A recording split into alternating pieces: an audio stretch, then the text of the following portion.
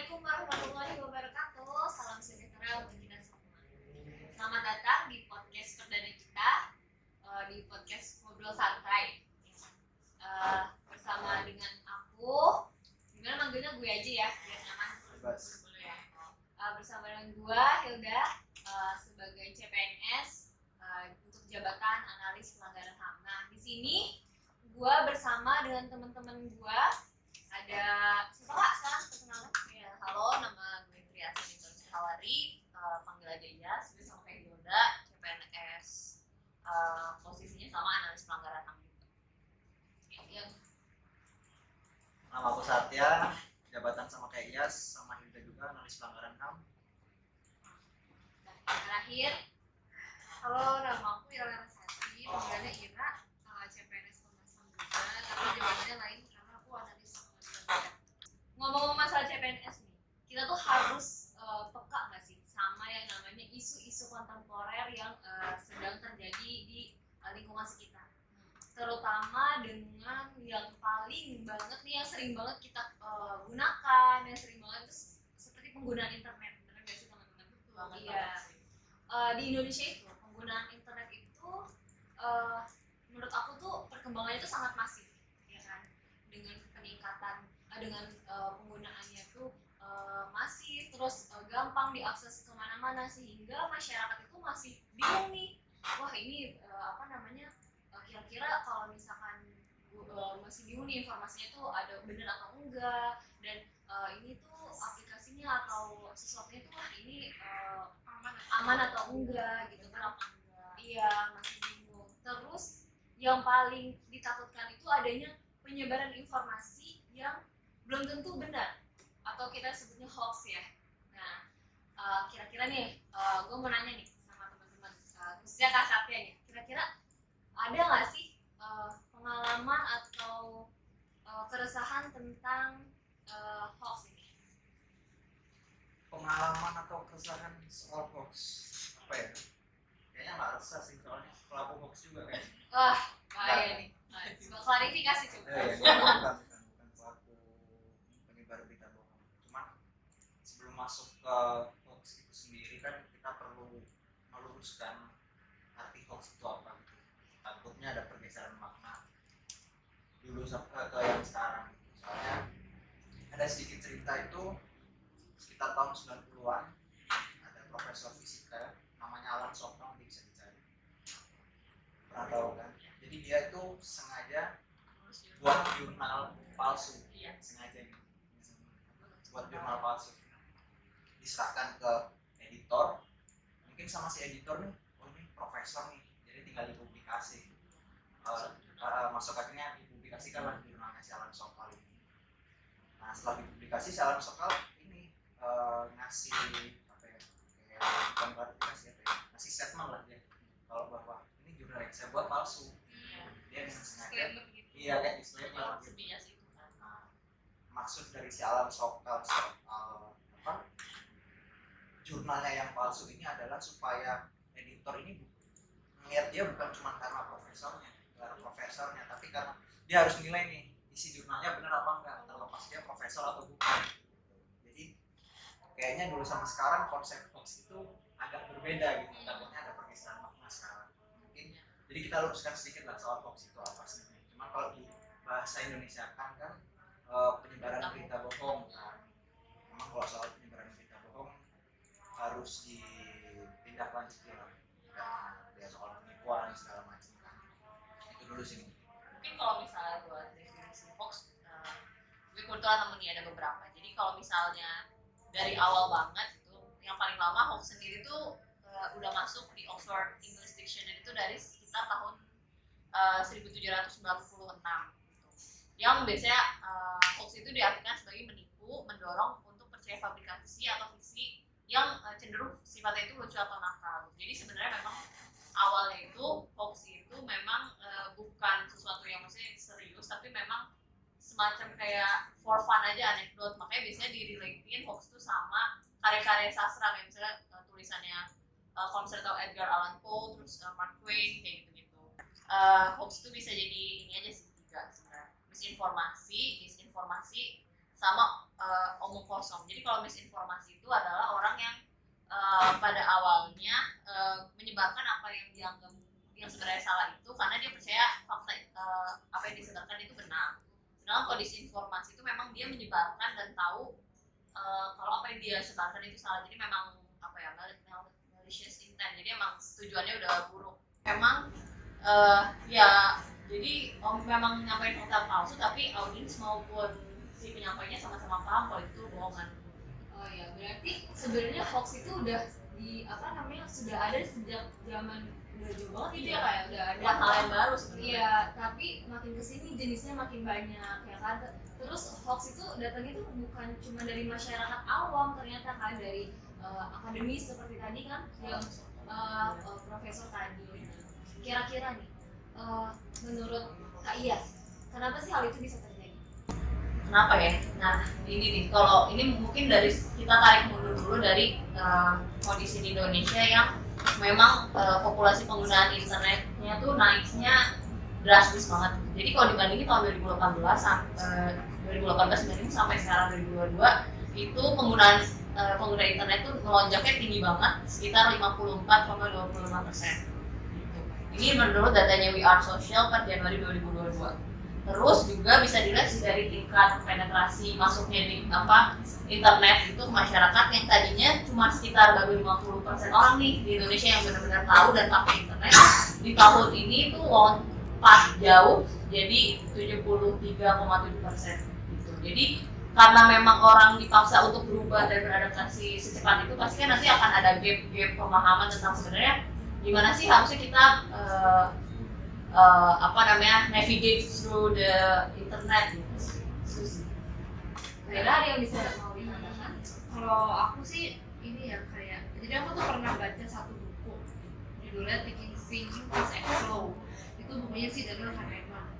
Si Daniel Kahneman itu ngejelasin kalau sebetulnya manusia itu punya dua sistem berpikir. Yang pertama ada sistem cepat dan yang kedua sistem lambat. Nah, sistem cepat ini itu kayak erat kaitannya dengan sisi intuitif kita. Jadi kayak secara otomatis aja kita melakukan sesuatu. Jadi kayak simpelnya kita nggak mikir panjang deh ketika melakukan hal tersebut. Nah, kalau misalnya aku kaitkan ya dengan fenomena hoax itu, karena internet kan kita pakai setiap hari nih ya. Jadi kayak udah sesimpel jempol kita gerak, ya udah itu kita berinternet.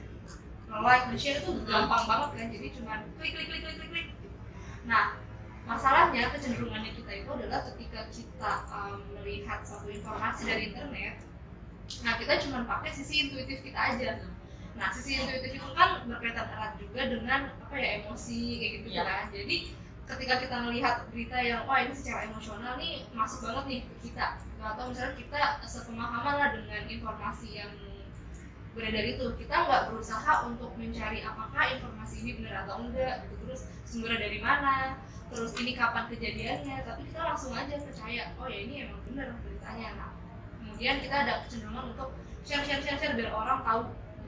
Padahal sebenarnya kita perlu lihat lagi gitu kan, maksudnya kita perlu telusuri lagi apakah informasinya itu valid, terus dampak ketika kita menyebarkan informasi tersebut itu apa. Nah itu kan perlu proses yang cukup panjang gitu ya, atau kalau kata si Kahneman adalah sistem lambat gitu ya, sistem kedua.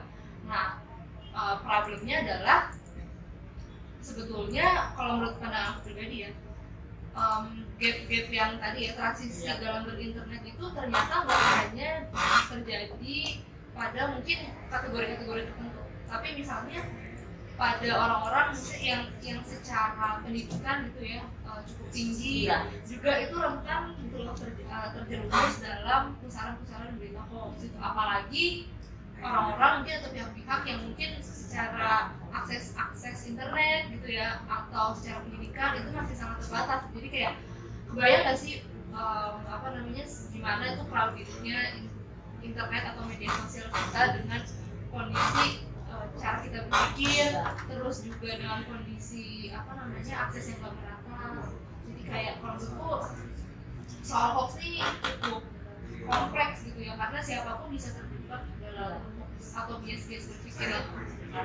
Karena kita tuh dapat informasi kalau menurut kita oh yaudah nih bener yaudah kita harus jadi orang yang pertama yang nyebarin udah FOMO ya cuman sampai gitu itu habit-habit kayak gitu yang harus kita ini kurangin ya kayak. Nah kira-kira udah semakin kayak gitu tuh dampaknya tuh gimana tuh kayak terkait dengan house? Sebenarnya dampak mungkin kalau ini siap pengalaman pribadi ya, dampak paling terasa tuh biasanya kita ada berantem di keluarga-keluarga.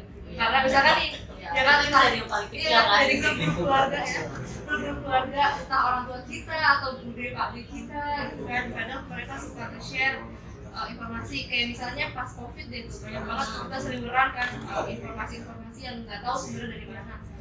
Nah kadang-kala kita juga bingung maksudnya mau ngasih tahu bapak ibu ini tuh salah informasinya tapi itu orang tua gitu. Maksudnya kayak mereka merasa udah tersentuh nih sisi intuitifnya gitu ya kayak merasa aduh ngeri banget ini informasinya kayak gini coba share biar orang nggak kena padahal sebenarnya informasi yang dia share tuh ya nggak tahu sebenarnya dari mana cuman apa sih broadcast ya dari mana gitu kan.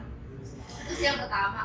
Terus yang kedua lebih skala yang lebih luas ya kayak misalnya biasanya di sosmed gitu karena berita palsu itu berkembangnya cukup cepat apalagi kalau ada momen tertentu. Nah itu berasa banget tuh tensinya kalau misalnya kita main sosmed terus ada orang beropini atau nge-share suatu informasi nah itu bisa cepet banget panas atau apa ya simpelnya Polarisasi gitu. Polarisasi dan ini dan apa namanya sumber pendek gitu. Jadi kita kan kayak bersosial media yang niatnya mau happy malah jadi ngeliat orang berantem terus orang-orangnya paling hoax gitu kan. Ya itu sih kalau aku sih berasanya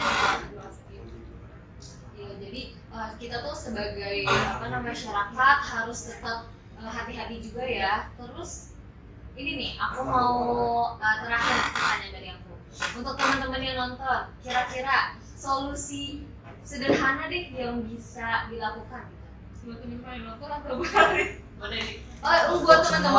ya buat teman-teman biar maksudnya setelah nonton ini tuh bisa tahu gitu nah teman-teman bisa ngasih solusi apa gitu solusi pertama setelah nonton video itu jangan langsung percaya Dicek juga. Bisa aja kita mau dibawa kita yang salah jadi kita salah kutip kan bisa masuk kategori berita bohong juga.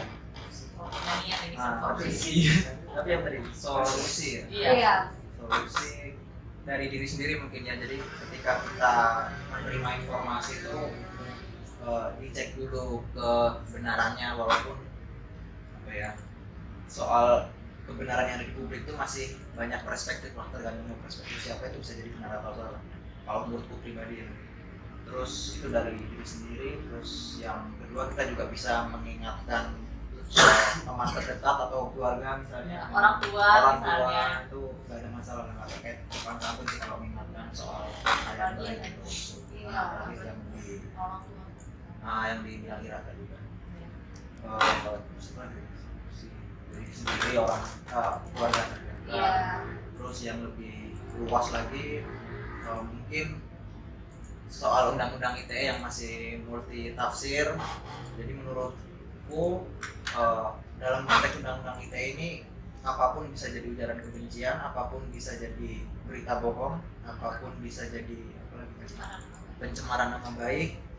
Jadi ada kalanya lebih lebih kaku aturan soal undang-undang ITE ini dalam khususnya ranah kebebasan berpendapat dan berekspresi harus lebih kaku karena sangat ditafsir itu. Mungkin kalau dari aku mungkin yang lebih praktikalnya kali ya.